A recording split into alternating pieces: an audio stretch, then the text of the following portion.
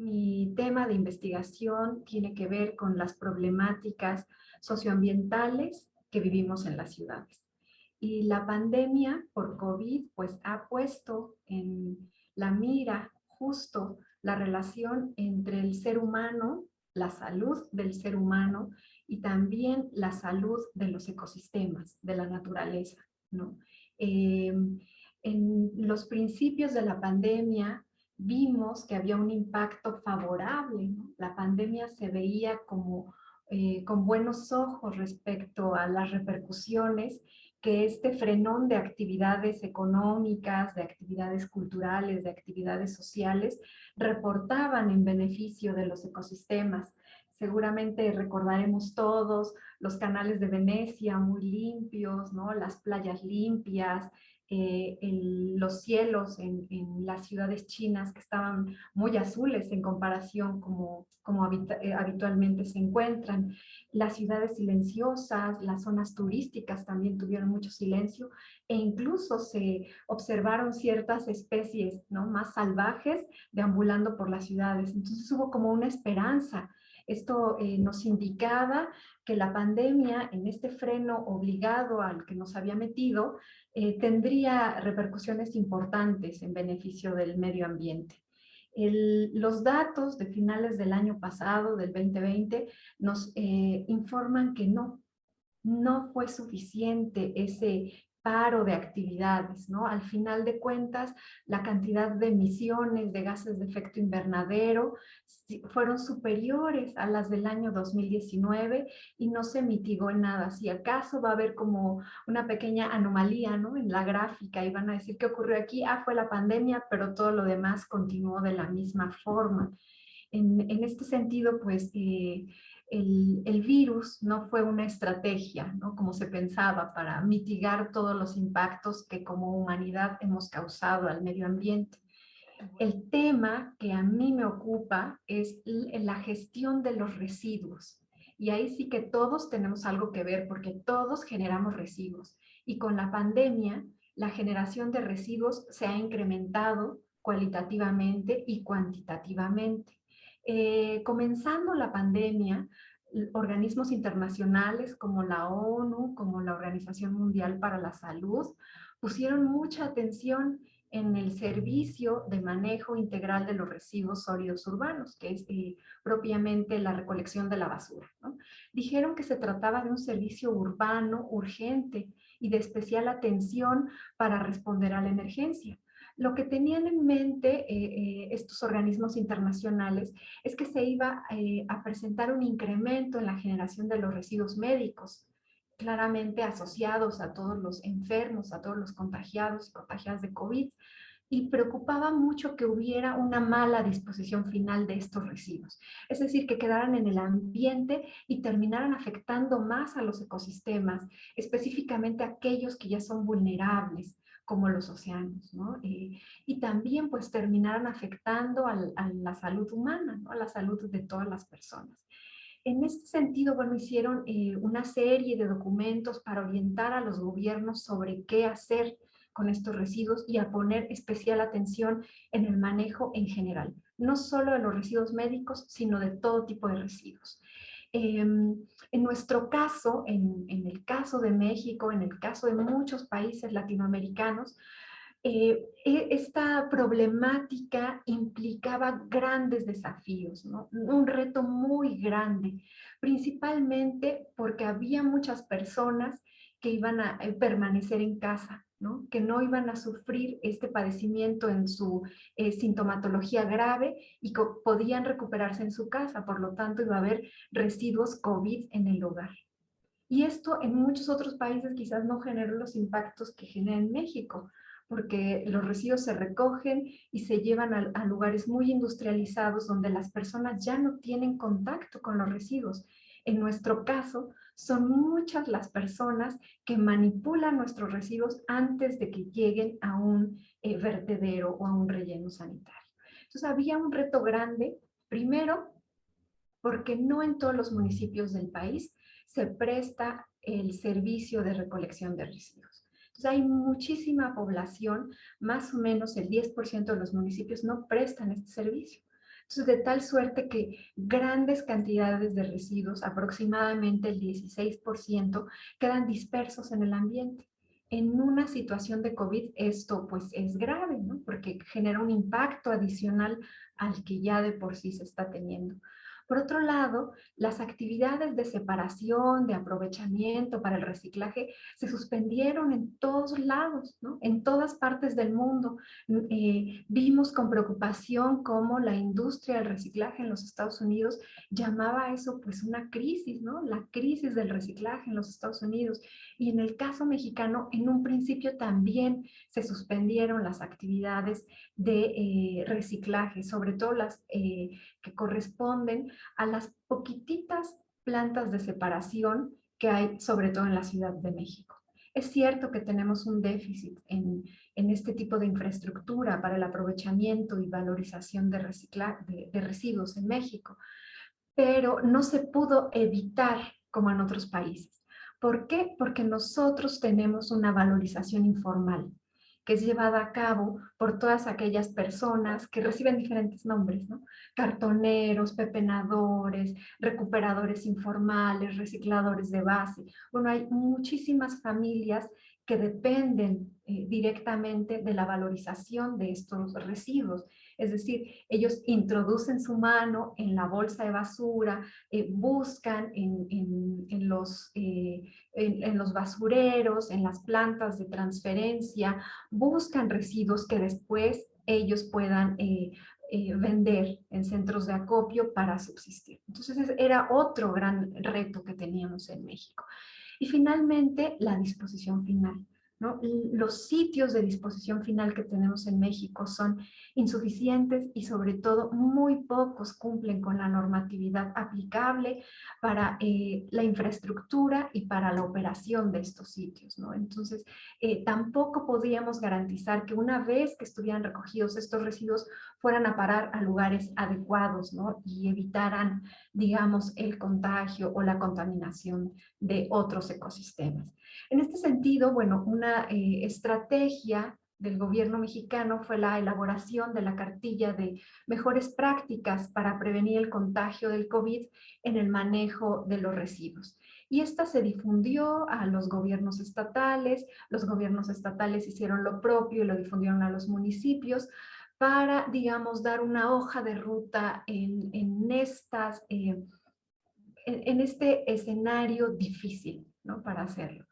¿Qué había que hacer? Bueno, nos dijeron que había que separar los residuos, conservar los valorizables en nuestra casa, rociarlos con una solución anti-COVID, que no es otra cosa que utilizar 4 cucharaditas de cloro por cada litro de agua y con eso rociar a los residuos.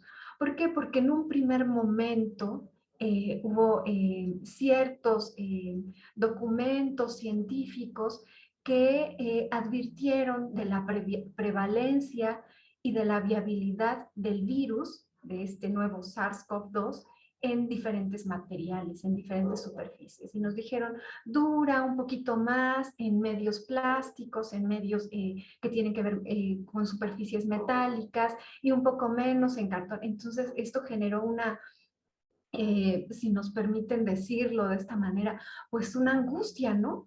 Porque inmediatamente pensamos que nuestros residuos iban a contagiar y que iban a ser el medio para transmitir la enfermedad.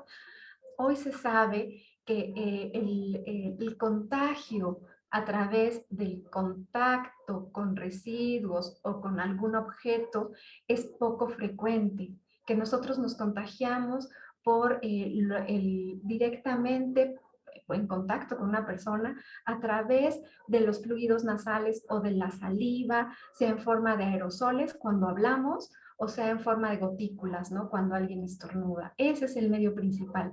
Pero todo este, digamos, discurso en torno a los residuos generó mucha angustia entre quienes trabajan directamente con los residuos. Vimos muchísimos mensajes de los trabajadores del servicio de limpia pidiendo a la ciudadanía que por favor etiquetaran los residuos sanitarios y que le pusieran residuos COVID para evitar que se abrieran las bolsas y que se contagiaran, ¿no?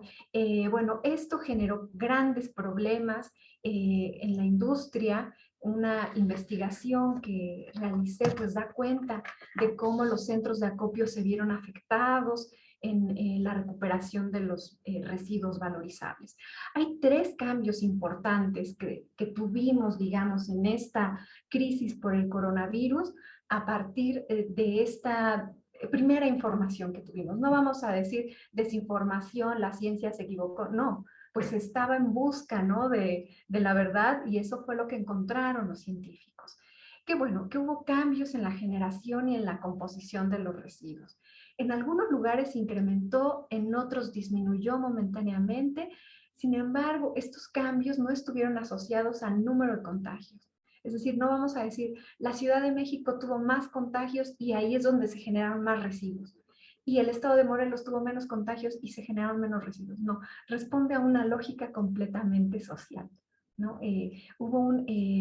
Hubo comportamientos sociales emergentes que llaman profundamente la atención. Por ejemplo, se hizo un abuso de los productos plásticos, ¿no? Pensando que nos protegían o que nos cuidaban de más. Y vimos imágenes incluso que nos parecían extraordinarias, ¿no? De gente completamente ataviada en plástico, ¿no? Guantes en el supermercado, es decir, un abuso, ¿no? En esta forma de utilizar el plástico.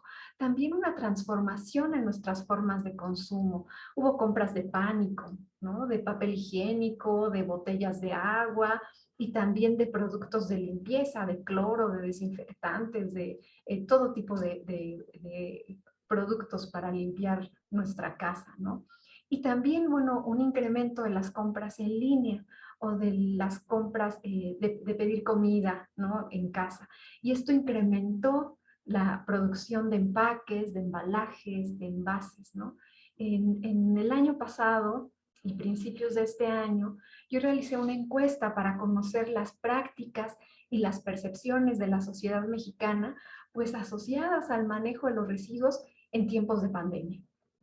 Durante la segunda ola del COVID que nosotros experimentamos en diciembre del 2020 y en enero de este año, del 2021, lancé una encuesta por redes sociales que fue respondida por más de 1,800 personas de casi todas partes del país, sobre todo en las zonas metropolitanas, de la zona metropolitana de la Ciudad de México claramente. Y bueno, la mayoría identificaba que había un incremento en la generación de residuos, ¿no?, en comparación con antes de la pandemia. Específicamente aquellos que generaban 2 bolsas grandes, así lo decían, yo generé 2 bolsas grandes de basura a la semana, bueno, se incrementó en un 8% quienes declararon que generaron más residuos en comparación con quienes generaban una bolsa grande a la semana o 2 bolsas de súper, ¿no?, de estas para depositar los residuos. En cuanto a la separación, los encuestados reportaron que hubo un incremento en la separación de residuos, quizá porque estaban en casa y se dieron el tiempo de separarlos. Sin embargo, no hay evidencia que esta separación se haya destinado a centros de acopio. La mayoría reportó entregarla al camión, lo que no necesariamente indica que los productos utilizables o reciclables se hayan podido destinar a las cadenas de valorización adecuadas, ¿no? Digamos, un dato importante también de la encuesta es que 54% de los encuestados percibía un incremento en la generación de residuos en el hogar. La mayoría, más de la mitad, reportaron que no generaban residuos peligrosos biológico-infecciosos antes de la pandemia. Y ahora, con la pandemia, sí los generaban, específicamente cubrebocas o algún producto que hubiera estado en contacto con fluidos de alguna persona contagiada, cosa que es muy importante si pensamos que la pandemia pegó duramente en las grandes ciudades, ¿no? Que son justamente de donde tuvimos las respuestas. En este sentido, la mayoría entregaba este tipo de residuos, cubrebocas, mascarillas, guantes, todos los residuos asociados a COVID, el 27% los entregaba en una bolsa aparte, ¿no? Pero todavía había una proporción importante que los echaba en la misma bolsa de basura que entregaba al recolector de residuos, ¿no? Eh, la mayoría de los encuestados, el 89%, consideraba que los residuos eran un medio de contagio para el COVID, ¿no? Y consideraban que 96% de los encuestados consideraba que los recolectores están en mayor riesgo. Sin embargo, cuando vemos cómo entregaban los residuos, pues que yo piense que el otro está en riesgo no significa que yo voy a asumir medidas para proteger al otro, cosa que es grave, ¿no? Eh, Finalmente, quiero concluir mi presentación diciendo que otra encuesta realizada para conocer los impactos de la pandemia en la valorización en los centros de acopio, específicamente en centros de acopio de Morelos, la Ciudad de México y Querétaro, nos da cuenta que la mayoría de los centros de acopio que participaron en esta encuesta reporta afectaciones a partir de la pandemia, porque ellos dicen que disminuyó la cantidad de residuos que recibieron en los centros de acopio, ¿no? Más o menos entre el 50 y el 70% del acopio que recibían ahí, y que incluso en meses posteriores a la pandemia el mercado sigue muy inestable, ¿no? Inmediatamente identifican en el cierre de comercios, de escuela, como los puntos principales de por qué se vieron afectados en el acopio de residuos. Pero por otro, reportan que la gente dejó de acudir a los centros de acopio porque tenían temor al contagio, ¿no? Porque prefirieron que sus residuos se los llevara el camión. Entonces, nosotros no podemos permitir, digamos, que la pandemia, que ha tenido afectaciones tremendas, ¿no? Que ha significado un gran sacrificio para la sociedad mexicana, con terribles acontecimientos por la pérdida de seres queridos, ¿no? Por la disminución de nuestros ingresos o de nuestro medio de vida, pues no podemos permitir que esto también acabe con aquello que ya habíamos empezado de manera incipiente, que son las buenas prácticas, ¿no? En relación a los residuos. No podemos permitir que todo se pierda, ¿no? Hay que buscar frentes desde los cuales podamos incidir en nuestro pequeño ámbito, ¿no? En la separación de residuos, en la elaboración de composta, en pues tener mejores prácticas para evitar que otra pandemia vuelva a azotarnos, ¿no? Como lo hizo en esta ocasión el COVID-19. Esta situación de la pandemia pues me provocaba mucha angustia, ¿no? Porque por un lado veíamos el drama social, ¿no? Asociado pues a la pérdida de vidas humanas, a la pérdida del empleo de muchas personas, pero por otro lado pues no había que descuidar el frente ambiental, ¿no? Había mucha información en torno a decir, bueno, ahora tenemos la esperanza en una vacuna, pero para el cambio climático no va a haber vacuna. Entonces, si bajamos la guardia en este momento, si dejamos que los plásticos de un solo uso regresen, vimos el impacto también, ¿no? De los cubrebocas que llegaron a los océanos y afectaron a pues, un montón de especies que quedaron enredadas en los cubrebocas. Eso me llenaba de angustia porque no podíamos quitar el foco pues, de esta que era nuestra atención prioritaria, que era la vida, ¿no? La salud humana, pero también quería como decirle a todo el mundo, no perdamos de vista que nuestra salud depende de la salud del planeta.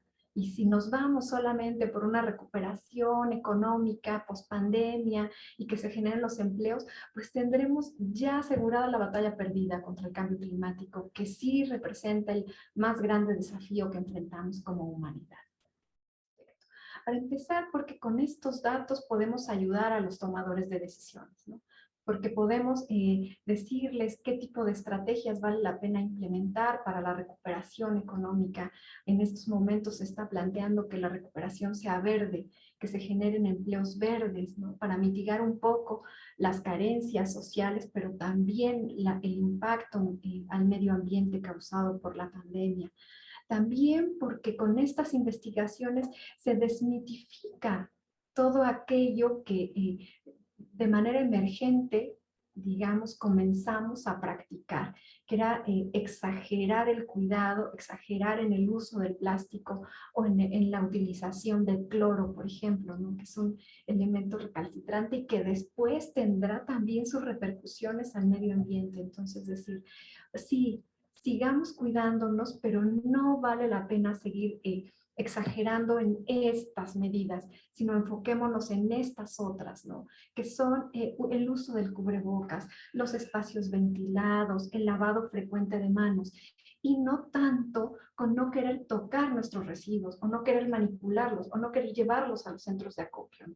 Entonces, creo que también la utilidad de estas investigaciones apunta hacia una orientación a la comunidad, a que no entremos en una psicosis, ¿no? En prácticas que nos desvíen del objetivo. Queremos todos y todas salir adelante de la mejor manera posible y eso solamente puede ser en relación con el cuidado del medio ambiente. Pero sí recomendaría que entraran a la página del programa de manejo integral de residuos sólidos universitarios con enfoque basura cero, el programa Basura Cero que tenemos en el campus Morelos, donde tiene una página muy amena que nos da indicaciones de cómo separar los residuos, cómo hacer composta, cómo evitar la generación, ¿no? Porque el mejor residuo es el que no se genera.